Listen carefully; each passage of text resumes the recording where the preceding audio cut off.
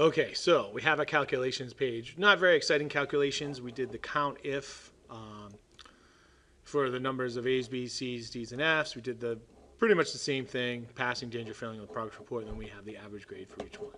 All right, how are we going to use this? Well, first thing we want to do is, we'll go right here, actually. Go over to our dashboard, and we're just going to repeat this again. So equal sign, and we're going to go back over to calculation, because we do need these numbers.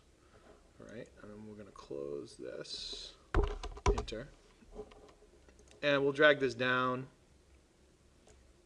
All right, A, B, C, D, E, F, and then we'll drag it across, final year, yep, and we're going to wrap the text on this one. Okay, so now we have the same thing. It just shows you the equal sign over here. So if this changes, and we'll change T2 to 897, wait, whatever, you'll notice that it changes over here as well. All right, but if you change it over here, all right, it does not change it on this side. Okay. So yeah, it's just kind of a way to protect your data from any sort of manipulation, and we'll put that 0 back over there. All right, so first thing you want to do is make a graph out of this, all right, and that's pretty straightforward. What we do is select the data we want, all right, go up to, actually, we'll do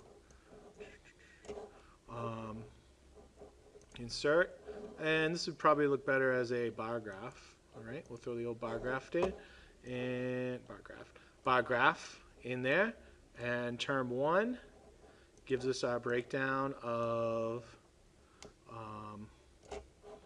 the A's, B's, C's, D's, and F's. What's the highest number here? It's 6. So let's do. All right, so we have this. Now, this is a static graph. All right, it's stuck on term 1. Okay, and there's not a lot we can do in this. I double clicked on the names. I don't like this 0.5123. So let's go to. Let's make this 1. See how that looks. So that looks better. Let's see, our highest number is 6. Get a 5 over here. So let's go 1, 2. Actually, no, we'll just leave it for now. Okay. So that just looks a little bit better in terms of how it's filled up. Okay. And all right. So how do we get this to switch from different things? Well, what we need to do is write something called an index equation. All right. Now the index equation is it seems complex, but it's not. And actually, why don't I do that in the next video?